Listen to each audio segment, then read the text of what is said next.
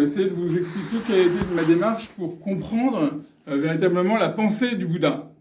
Et je me suis dit, alors comment faire? Qu'est-ce qu'on a? On a à notre disposition le témoignage des moines, mais qu'est-ce qu'on a d'autre? On a des textes. Donc j'ai commencé à chercher, et c'est ainsi que je suis arrivé à ce fameux canon pali dont Bhante vous a dit en quelques mots ce qu'il était, c'est-à-dire en fait un corpus vraiment considérable. Hein. Si on compare avec la Bible, Ancien et Nouveau Testament, hein, vous voyez, c'est conséquent. Hein. Bon, on dit à peu près, mais tout le monde n'est pas d'accord, mais on dit que c'est au moins 10 fois la Bible, Ancien et Nouveau Testament. Il y en a qui disent que c'est beaucoup plus. Hein. Mais même si on voit la version la plus courte... Même l'indice à côté, c'est... Hein, donc la Bible, Ancien et Nouveau Testament, hein, c'est-à-dire que c'est quelque chose d'énorme. On dit que la Bible, c'est une bibliothèque. Donc c'est 10 fois une bibliothèque. Vous voyez, donc c'est un corpus impressionnant. Donc je ne vais pas rentrer dans ces détails parce que ce serait trop technique. Il faudrait faire un cours d'une année sur le canon pali, expliquer exactement... Bhante a expliqué, en gros, le tipitaka, c'est-à-dire ti, ça veut dire 3 en pali, mais c'est tri en sanskrit, tri, pitaka. Pitaka, c'est la corbeille. Il y a 3 corbeilles. Donc, ces 3 corbeilles, la première est plutôt consacrée à la vie monastique. La deuxième, c'est celle qui va nous intéresser, en fait, le sutta pitaka. Alors, sutta, ça veut dire discours. Hein. Sutta, c'est en pali, et sutra, c'est en sanskrit. Le pali et le sanskrit sont deux langues qui se ressemblent, qui sont vraiment cousines. Hein. Donc, sutta, c'est les discours du Bouddha. Et la troisième corbeille, c'est l'abhidhamma, sont des commentaires philosophiques sur l'enseignement du Bouddha, qui est plus conceptuel, plus philosophique. Alors, cette immense littérature, il faut quand même dire pourquoi elle est importante, pourquoi elle est intéressante. Moi, en tant que chercheur, il y a plusieurs aspects. Il y a un aspect chronologique. Il faut dire que c'est le plus ancien recueil qui nous soit parvenu dans sa totalité. Attention, tous les mots comptent. C'est-à-dire qu'il y a des textes anciens de la tradition bouddhiste, mais qu'on n'a pas eu dans leur totalité. Celui-là, c'est le plus ancien recueil qui nous soit parvenu dans sa totalité. Donc c'est extraordinaire. Hein. Il faut savoir que le Bouddha a vécu à peu près 500-600 ans avant Jésus-Christ, hein, et que il a prêché pendant 40 ans. 45 ans. Je simplifie à peu près. 45. Pendant 40 ans, il a prêché. À l'époque, les moines apprenaient par cœur, en fait, les enseignements du Bouddha et se les transmettaient par cœur avec des moyens mnémotechniques, ce qui explique pourquoi dans les suttas, il y a une certaine forme d'écriture un petit peu répétitive, mais ça correspond à des techniques mnémotechniques. Et c'est seulement au 1er siècle avant Jésus-Christ que sur l'île de Sri Lanka, c'est un fait, hein, ce que je vous dis, c'est tout à fait scientifique. Hein. Cet énorme canon a été mis par écrit pour la première fois au 1er siècle avant Jésus-Christ. Mais il existait déjà depuis 300 ou 400 ans. Il était véhiculé par les moines. Et il faut savoir que cette méthode mnémotechnique, elle existe toujours. Et récemment, il y a eu encore un concile où on comparait les textes encore à la mémoire de certains moines. Et on peut corriger encore les textes par rapport à la mémoire des moines. C'est-à-dire la mémoire a encore aujourd'hui une valeur très très importante. Donc ça, c'est important pour comprendre cette histoire. Et une chose qu'on dit souvent, malheureusement, j'ai vu sur certains sites, alors comme disait Bhante, faites attention à ce que vous allez lire sur Internet, parce qu'il y a beaucoup de bêtises. Et parfois, même dans des sites qui se disent assez sérieux. Hein. Quand on dit que le canon pali, c'est le canon du Theravada du Sri Lanka, j'ai lu ça dans un site, je ne vais pas le nommer parce que je n'ai pas envie de... un site très important qui se dit officiellement expliquer quel est le Bouddha en France, qu'est-ce que le bouddhisme en France. Donc ce site dit que le canon pali, c'est le canon du bouddhisme sri-lankais. Mais c'est faux puisque c'est aussi le canon que vous avez en Birmanie, en Thaïlande, au Cambodge, au Laos, un peu dans le sud du Vietnam. Et puis maintenant, avec la diaspora, tous les moines qui ont essaimé dans le monde, tous les moines de cette tradition ont le canon pali comme leur référence. Alors, c'est pas la Bible, parce que la grosse différence avec la Bible, c'est que ça ne prétend pas être la parole révélée ni de Dieu, ni d'un envoyé de Dieu. Là, c'est une grosse différence. tout à l'heure, si vous voulez, on pourra discuter si vous avez des questions par rapport à ça. C'est fondamental de comprendre cette différence. C'est pas un ouvrage révélé. C'est pas l'ouvrage révélé. Voilà. Donc moi, j'ai commencé à faire mon enquête et après, je me suis dit, oui, mais alors ce canon Pali, si je commence à le lire maintenant, si je le lis tous les jours, peut-être que j'aurais peut-être fini de le lire dans quelques dizaines d'années, mais si Dieu me prête vie, si j'ose dire. Mais c'est pas sûr. Et donc je me suis dit, il va falloir que je demande aux spécialistes. Et j'ai cherché, c'est tombé, ça correspondait avec le moment de la pandémie. Et là, très gentiment, j'étais un peu enfermé dans ma maison en Bretagne. Et j'ai fait des recherches et heureusement, je suis tombé sur les plus grands spécialistes vivants du canon Pali, qui sont un peu partout, notamment aux États-Unis, mais aussi en Angleterre, en Thaïlande, au Sri Lanka, etc. Et j'ai commencé à dialoguer avec eux, ils ont été très, très sympathiques, ils ont répondu à toutes mes questions pendant presque 3 ans. J'ai accumulé énormément de connaissances parce que j'étais vraiment un néophyte et je posais toutes les questions qui me passaient par l'esprit. Et ça a donné ce livre, donc, dont je vous dirai un mot tout à l'heure si vous voulez, qui s'appelle « Comprendre la pensée du Bouddha à la lumière du canon Pali ». Et qui est préfacé par justement Bhikkhu Bodhi, qui est un des plus grands spécialistes vivants du canon Pali, qui l'a traduit en anglais. C'est un moine qui vit aux États-Unis. Il l'a traduit en anglais, et donc c'est vraiment aujourd'hui un des plus grands, en tout cas dans le monde occidental, ne parlant pas le singalais, ni le thaï, ni d'autres langues. C'était difficile pour moi de pouvoir communiquer donc avec des maîtres, mais grâce à l'anglais, j'ai pu communiquer. Et ça a été vraiment formidable. Et j'ai traduit, donc en fait, c'est pas moi qui ai écrit ce livre, c'est un recueil d'articles de ces maîtres. Et ces maîtres m'ont aussi conseillé de lire d'autres qui étaient morts déjà, mais qui étaient très importants. Donc ce livre comporte des articles de Naponika Thera, de grands maîtres qui sont maintenant morts, mais qui ont laissé des choses vraiment importantes.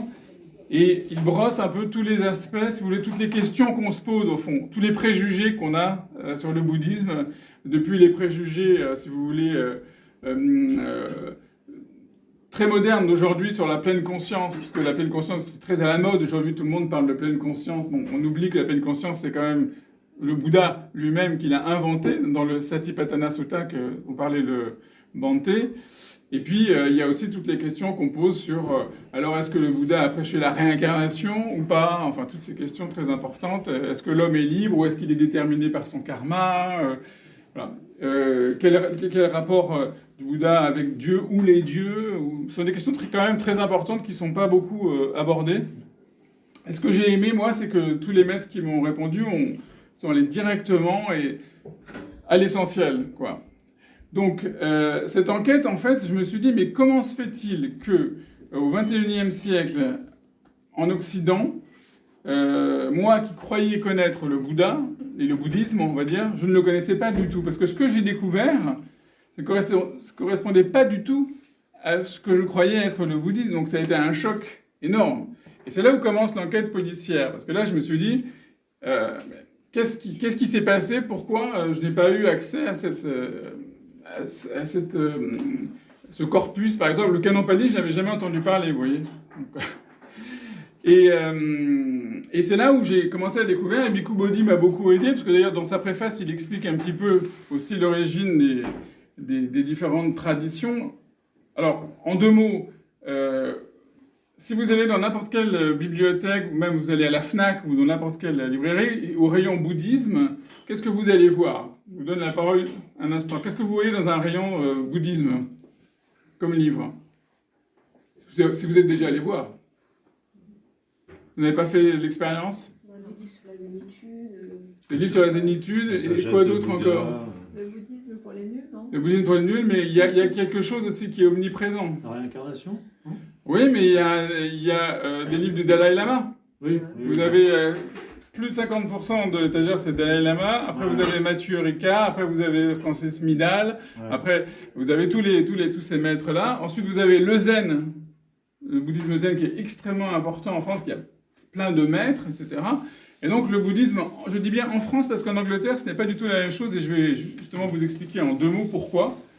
C'est que nous, en France, la vision qu'on a du bouddhisme est très spécifique, c'est le bouddhisme du grand véhicule, justement. On ne connaît pas du tout cette tradition du bouddhisme ancien qu'on appelle Theravada, c'est-à-dire la voie des anciens. Thera, c'est les anciens, Theravada, la voie du bouddhisme ancien. On ne la connaît pas. Alors pourquoi? C'est très simple, c'est parce que les grandes vagues d'immigration qui sont venues en Occident, il y avait déjà des gens du Theravada, mais qui étaient très très discrets et qui n'ont pas forcément cherché à apprendre les langues au début et qui n'ont pas forcément cherché à faire de prosélytisme ou quoi que ce soit. Et il y a eu surtout des grands maîtres japonais comme Deshimaru, et puis il y a eu la présence de Dalai Lama, il y a eu la présence de Mathieu Ricard, de tous ces grands maîtres tibétains. Les maîtres zen, aujourd'hui, dans toutes les villes de France, vous avez des dojos où vous pouvez pratiquer zazen, c'est très... Voilà. Et les communautés de la tradition à laquelle appartient Bhante sont très discrètes, et elles ont toujours existé, elles ont fait leur puja, leur méditation dans leur coin de manière très très très discrète, et on n'en a pas entendu parler en fait. Et moi, je n'avais pas entendu parler. Et donc du coup, ça a un impact incroyable, c'est que la vision qu'on a du bouddhisme, c'est la vision du Mahayana. En fait, je vous donnerai des exemples précis. Par exemple, si vous allez dans un musée, le musée Guimet, je ne sais pas si vous connaissez, c'est un très beau musée, le musée Sanuki, vous verrez, qu'est-ce que vous voyez? Vous allez voir des statues de bodhisattvas surtout. Vous allez voir quelques bouddhas, mais la plupart des bouddhas sont des bodhisattvas. Et ça, le bodhisattva, c'est une figure très importante dans le Mahayana, mais c'est une figure qui n'existe pas dans le bouddhisme ancien. Je donne juste un exemple, mais en fait, on pourrait prendre plein d'autres exemples pour montrer que si le bouddhisme ancien et le bouddhisme, ce qu'on appelle du grand véhicule, parce que le terme lui-même est un petit peu péjoratif, parce que ça veut dire nous, on a un grand véhicule et vous avez un petit véhicule. Bon. En réalité, aujourd'hui, heureusement, on n'utilise plus trop ces termes. On parle de bouddhisme du Nord, de bouddhisme du Sud, ou on parle de choses comme ça. Tous les bouddhistes sont d'accord sur, quand même, il y a un noyau commun. Hein. On est vraiment liés sur des choses tout à fait communes. Par exemple, les 4 nobles vérités. Hein, tous les bouddhistes. Est-ce que peut-être on vous a parlé la dernière fois des 4 nobles? Mais ça vaut la peine, je pense, de repréciser ce qui est commun et les grandes différences. Voilà. Sinon, on va être... Donc, il y a quelques notions qui sont communes à tous les bouddhistes, donc notamment les 4 nobles vérités, c'est vraiment le point commun.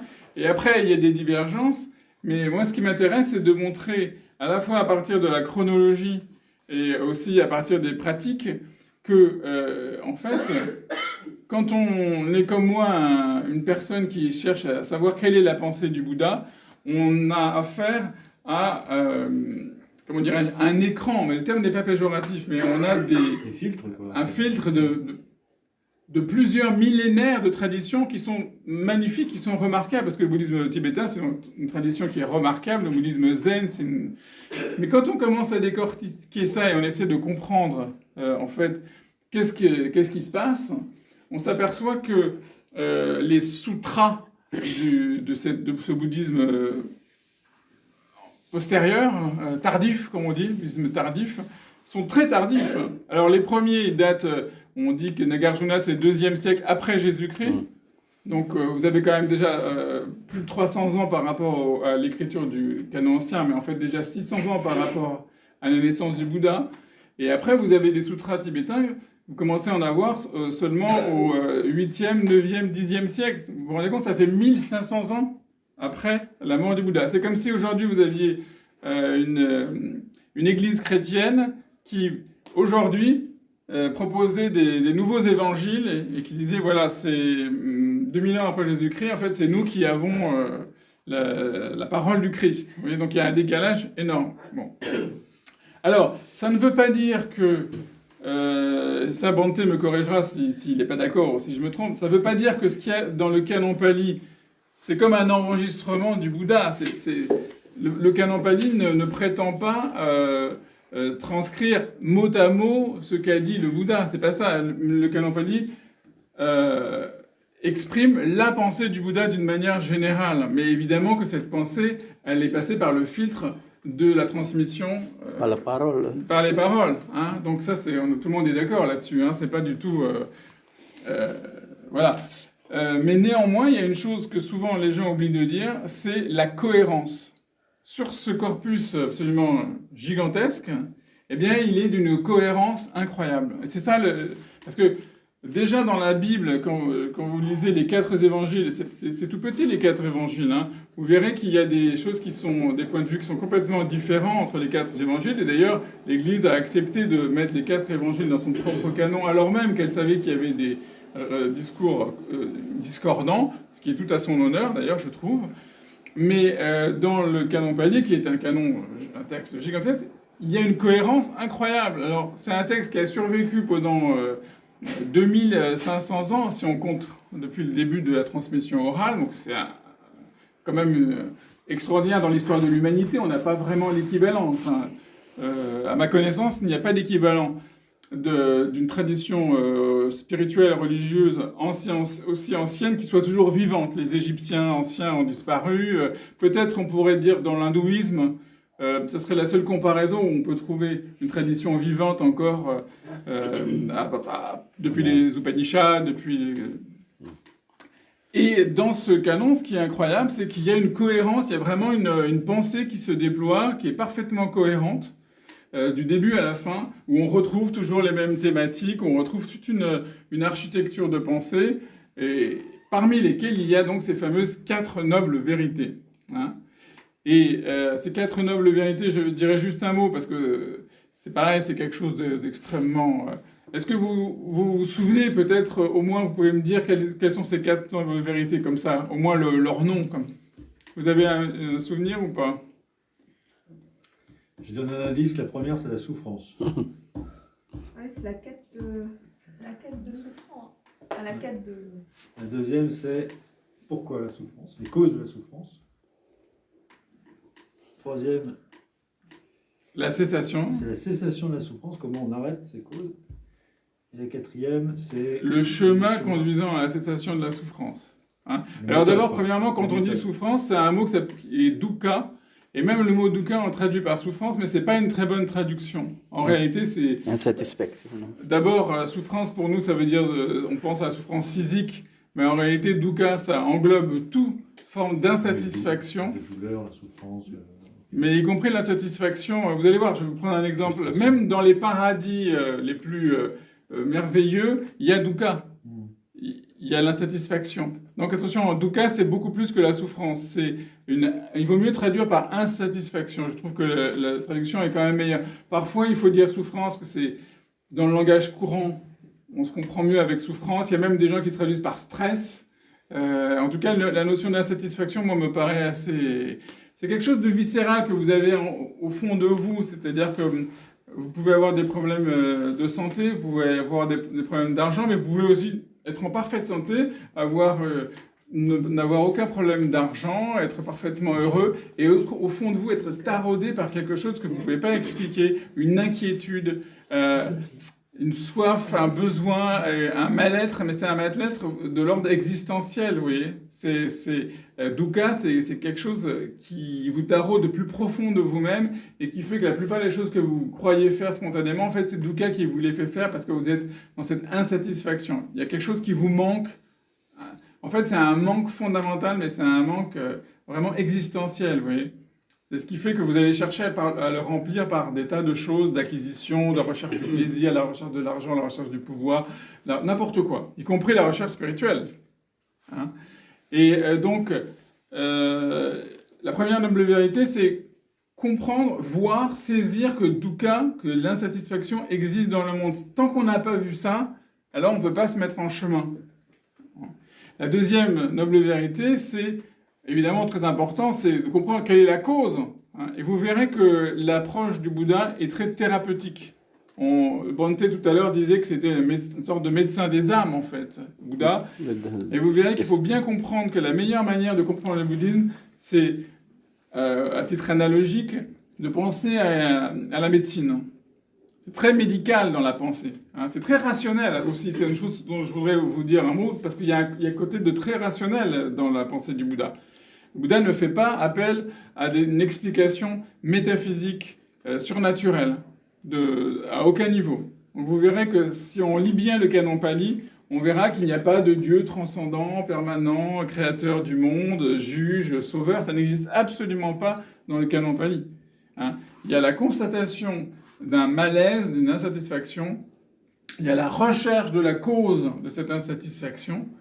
Quand on a trouvé la cause, à ce moment-là, la troisième noble vérité, elle est super importante parce que si on avait eu que les deux premières, ça aurait été un peu triste parce que vous êtes malade. Oui, je sais ce que c'est la cause, c'est ça. Bon, bah, tant pis pour vous. Et voilà.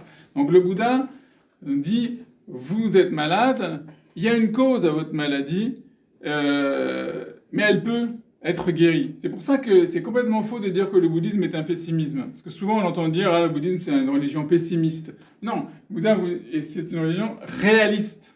C'est ni optimiste ni pessimiste. C'est, vous êtes malade, vous avez une maladie, elle porte un nom, et la bonne nouvelle c'est qu'on peut la soigner, mais à une seule condition, c'est que vous acceptiez le traitement. Et ça c'est la quatrième noble vérité. Le chemin conduisant à la cessation de souffrance, c'est le traitement. Hein? Donc vous avez le diagnostic, et puis après vous avez le traitement. Et ça, le traitement, c'est le côté très existentiel du bouddhisme en général, hein, et du bouddhisme Theravada en particulier, c'est que c'est une pratique. Et c'est là où on revient à les exercices dont parlait Bhante tout à l'heure. Hein. Bhavana, ça veut dire les exercices, la méditation, les différentes formes de méditation. Le bouddhisme est une pratique, c'est-à-dire que le bouddhisme ne vous promet pas d'être sauvé en croyant à quelque chose. C'est très important. C'est une différence radicale avec les trois grandes religions juives, chrétiennes et musulmanes, voire d'autres religions, où il faut croire en quelqu'un ou en quelque chose pour être sauvé. Là, le Bouddha ne nous dit pas « croyez en ceci et vous êtes sauvés ». Il vous dit « il y a un problème, il y a une cause ». Il y a une possibilité de vous en libérer, mais il faut qu'on travaille, il faut que vous pratiquiez, parce que le Bouddha a montré le chemin, mais c'est à vous de le parcourir. C'est dans le canon Pali. Donc, le Bouddha montre le chemin, mais c'est vous. Donc, il n'y a pas de sauveur. Vous ne pouvez pas compter sur quelqu'un d'autre. Vous devez vous prendre en main. Et donc, c'est une religion de la responsabilité. Une très grande responsabilité dans le bouddhisme, en fait. Vous ne pouvez pas compter sur quelqu'un d'autre. Ça, c'est un aspect important parce qu'on va voir que dans le bouddhisme tardif, on va voir, je dirais juste un mot parce que je ne peux pas expliquer non plus le Mahayana, faut mieux demander à Monsieur Cornu, qui lui vraiment est un super spécialiste du Mahayana, mais ça fait partie des différences avec le bouddhisme ancien et comment le bouddhisme a évolué. Alors, en deux mots, après vous m'arrêtez puis on échange. Hein, si vous voulez, la pensée du Bouddha, c'est une révolution complète. C'est une révolution totale. Et c'est incroyable parce qu'elle a eu lieu 500 ans avant Jésus-Christ. C'est une révolution sur le plan religieux. C'est une révolution sur le plan social et politique. Hein. C'est une révolution sur le plan philosophique fondamental. Alors, sur le plan, on va commencer par le plan social et politique. Je ne vais pas m'attarder, mais par exemple, le Bouddha va remettre en question le système des castes. Dans l'Inde ancienne, vous savez, vous avez le système des castes. C'est une des premières choses qui vont voler en éclats. Donc, toucher au système des castes, c'est toucher à l'ordre social, à l'ordre politique de l'Inde ancienne. Donc, c'était carrément quelque chose de totalement révolutionnaire. Et d'ailleurs, l'Inde, je parle comme si l'Inde était une personne, c'est pas vrai, mais l'Inde ne lui a pas tellement, comment dirais-je, l'Inde s'est vengée d'une certaine manière, puisque là, vous savez que l'hindouisme est revenu en Inde, puisque toute l'Inde a été bouddhiste, puis ensuite le bouddhisme a été chassé d'Inde. Hein. C'est quelque chose qu'il faut savoir aussi, qui est très important. C'est pour ça que si vous voulez comprendre le bouddhisme, il faut faire un peu d'histoire aussi, parce que comprendre à quelle époque ça s'est passé, quels sont les grands mouvements. Et l'Inde a repris la main l'hindouisme a repris la main sur l'Inde. C'est comme ça que le bouddhisme est parti vers le nord, vers l'Asie, vers le Japon, vers la Chine, Alors ça, c'est la première révolution politique et sociale, si vous voulez, qui est très importante, parce que ça remet quand même en question des choses fondamentales. Il y a aussi par rapport le fait que le Bouddha avait des femmes disciples, choses comme ça. C'était des choses impensables, si vous voulez, à l'époque. Bon. La deuxième révolution, c'est une révolution religieuse. Alors la question, c'est à laquelle, là j'ai un article de Nyanaponika Thera qui répond sur la question du Bouddha et de l'idée de Dieu. Hein. C'est une question qui est compliquée, mais je vais essayer quand même de vous donner des réponses assez simples. Hein. Le Bouddha de son temps, déjà, il y avait presque tous les systèmes philosophiques. C'est fou, d'ailleurs, quand on voit dans les gens qui rencontrent, avec qui ils discutent, vous avez déjà des gens qui sont presque monothéistes, d'autres qui sont polythéistes, d'autres qui sont athées. Vous avez tous... L'Inde c'est quand même la matrice. Hein. Donc, dans l'Inde, il y a une richesse intellectuelle, philosophique extraordinaire. Et le Bouddha va dialoguer avec tous ces gens et il va opérer une révolution totale. Dans l'hindouisme, vous aviez... d'abord, une réalité suprême, je ne sais pas si Philippe Cornu vous a dit un mot là-dessus, qu'on appelle le Brahman ou l'Atman, une réalité suprême. Et après, vous aviez toute une multitude de dieux. Je dis vous aviez, mais je peux parler au présent, parce que l'hindouisme existe toujours. Vous aviez tous ces dieux, dont notamment Brahma, Vishnu, Shiva, puis après des centaines, des milliers de dieux, etc. Donc, par exemple, le dieu Brahma, on dit le créateur. C'est pas tout à fait vrai, parce qu'il n'y a que dans la tradition biblique qu'il y a vraiment un créateur. Mais enfin, c'est celui qui met le monde en mouvement, le dieu Brahma. Donc, voilà. Mais Bouddha, lui, va complètement transfigurer ce système. Il va garder la notion des dieux, des divins, mais en réalité, les dieux, ce sont, si j'ose dire, excusez-moi, des gens comme vous et moi. C'est-à-dire que, en fait, nous sommes tous pris dans la ronde du samsara. Le samsara, c'est les naissances et les morts dans lesquelles nous sommes tous.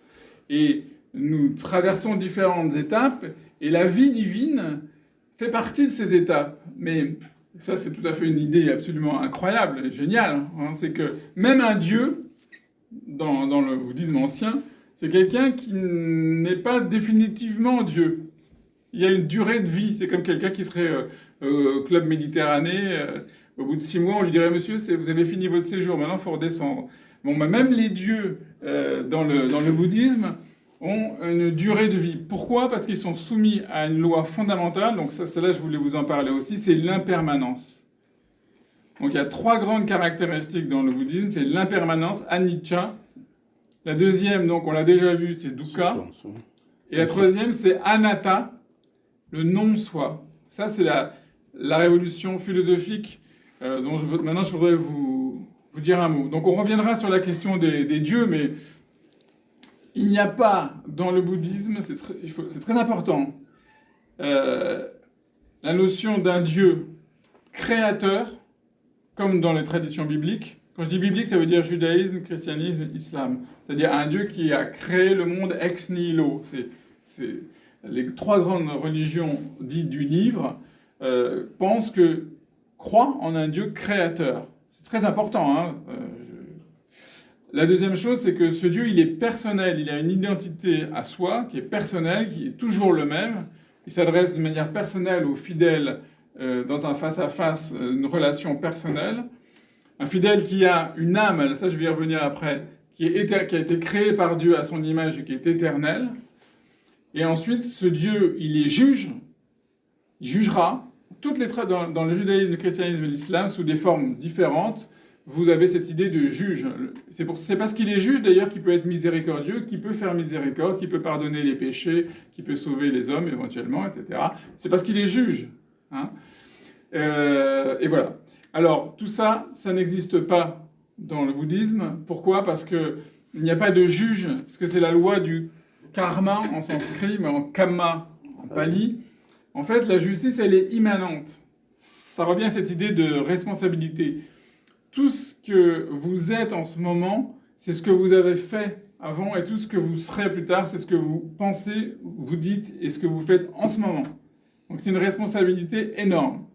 Vous ne pouvez pas faire comme dans certaines religions, commettre un crime et après aller vous confesser et dire « Excusez-moi, je voudrais être absous de mes péchés et moyennant quoi vous allez aller au paradis ». C'est pas possible.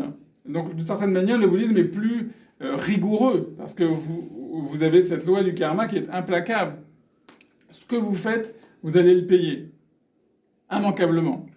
Hein. Ce que vous pouvez faire simplement, c'est vous transformer vous-même de façon à transformer votre manière de penser, de transformer votre manière de parler, transformer votre manière d'agir, transformer votre manière d'être. Et c'est cette transformation qui va en fait vous aider progressivement à sortir du samsara, à atteindre la libération, à atteindre une joie parfaite. Donc ça, c'est la révolution, je dirais, religieuse, qui est fondamentale. Hein, parce que, par exemple, dans le bouddhisme tardif, on va voir progressivement toutes les notions, c'est pas seulement les notions de l'hindouisme, c'est des notions qui sont profondément enracinées dans l'âme humaine. Et c'est normal, c'est naturel. Comme j'ai dit tout à l'heure, le Bouddha va à l'encontre. On dit souvent que lui, il va à l'encontre. C'est un penseur vraiment original. Hein. Il va à l'encontre du courant, du penchant naturel des êtres humains de se raccrocher à un dieu, à un papa dans le ciel ou à une maman dans le ciel, de se raccrocher à l'idée d'une âme éternelle. Il va complètement à l'encontre de tout ça. Donc c'est une philosophie qui est exigeante et qui n'est pas rassurante au début. C'est pour ça que peut-être ceux qui sont bouddhistes ne savent pas forcément vraiment qu'est-ce que le bouddhisme. Peut-être qu'ils ne seraient pas bouddhistes s'ils connaissaient vraiment le fond de la pensée du Bouddha. C'est une pensée de la responsabilité, c'est une pensée tout à fait particulière et qui, par certains égards, rejoint la pensée moderne de l'Occident, par certains égards. Parce que c'est pas non plus un matérialisme, c'est pas non plus un athéisme. Hein. Ça, on peut...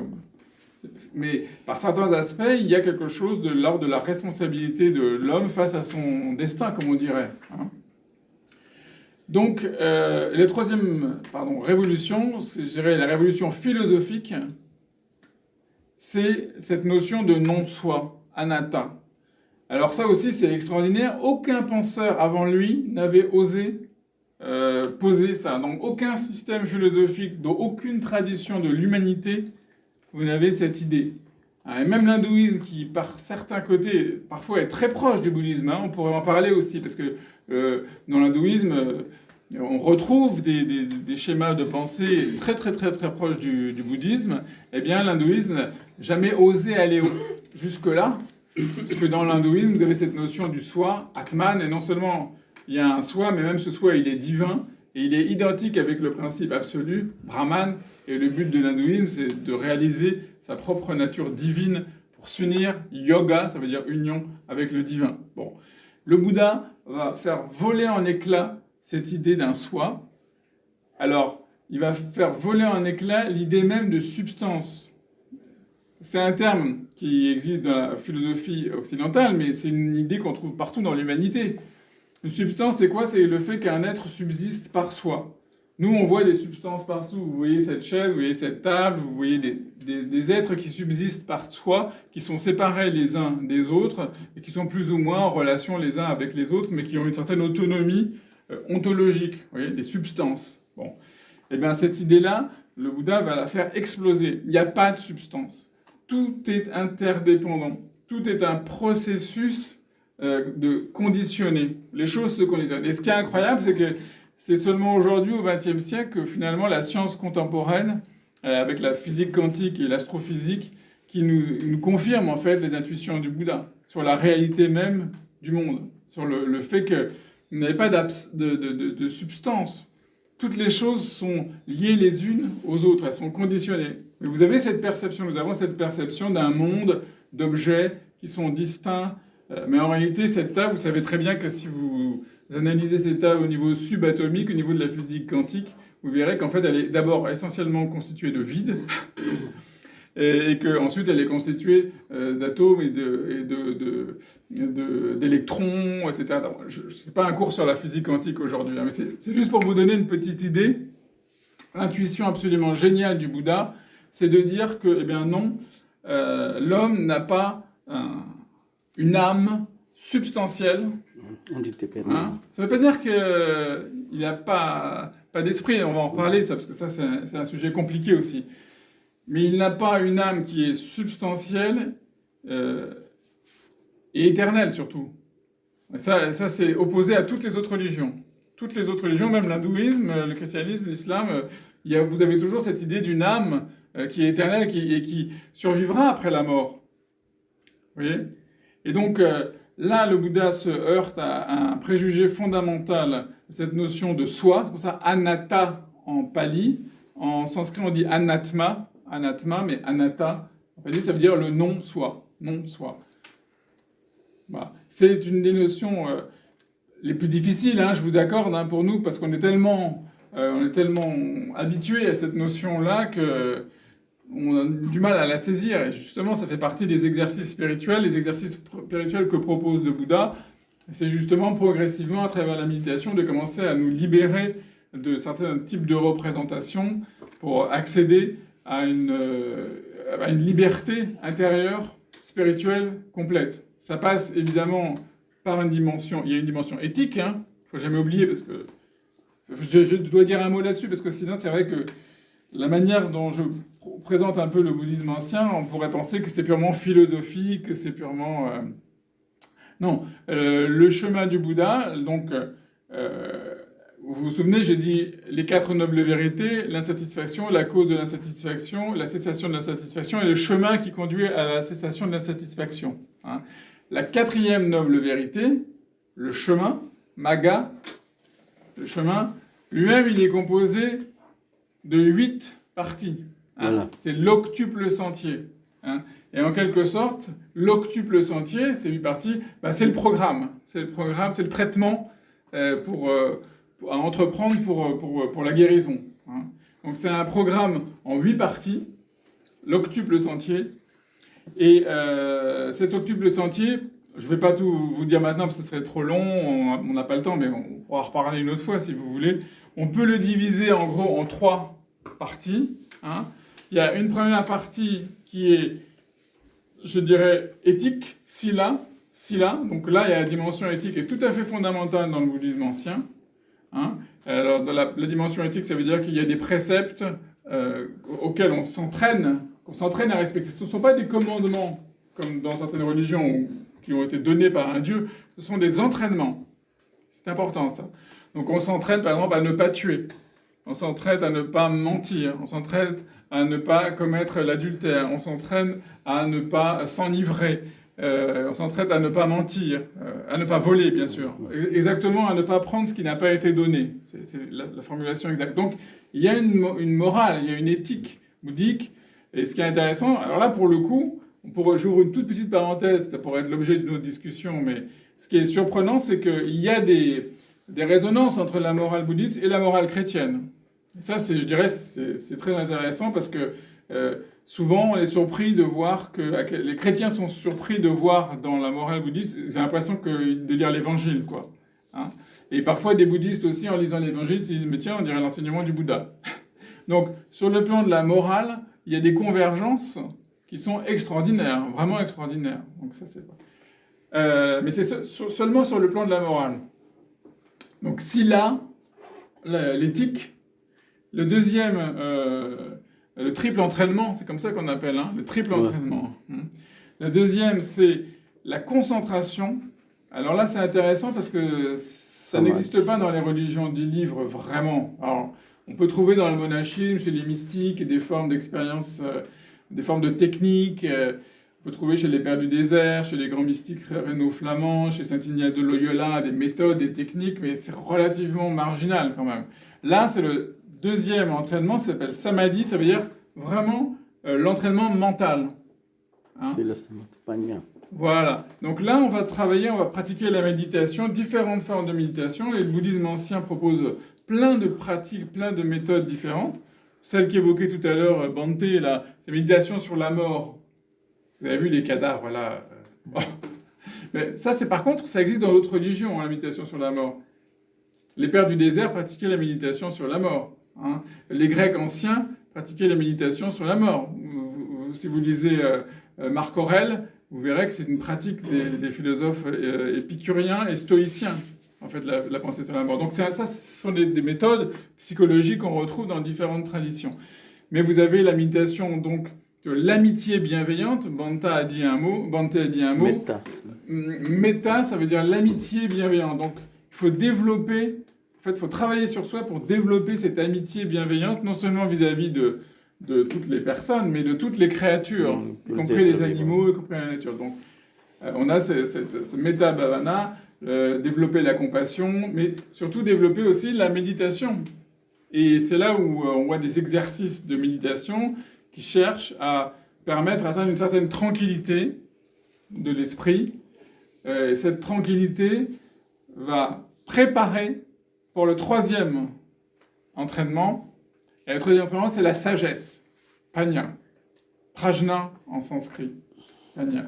Donc vous avez l'éthique, la méditation ou la concentration. Sila Samadhi Panya. Voilà. Sila Samadhi Panya. Après, chacun traduit. Mais vous avez cette idée de l'entraînement mental. Et enfin, vous avez la sagesse. Et la sagesse, c'est un peu le couronnement.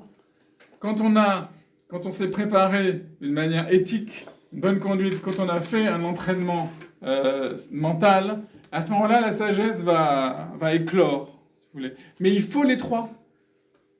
C'est très important parce que si vous regardez, peut-être vous avez connu autour de vous, vous connaissez des spiritualités ou des religions ou simplement des disciples de ces religions, vous verrez que certains peuvent avoir une grande rigueur morale, mais par exemple ne pas du tout avoir de pratique méditative, vous voyez, et pas du tout de sagesse.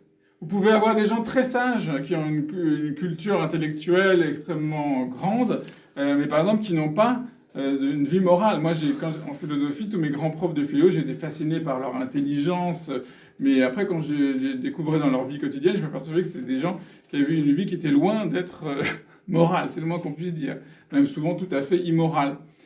Donc, ce qui est important, dans le bouddhisme, c'est d'arriver à tenir à la fois l'éthique, la concentration ou la méditation et la sagesse. Il faut avoir les trois. Les trois, il y a des célèbres métaphores de trois garçons qui vont prendre un fruit sur un arbre.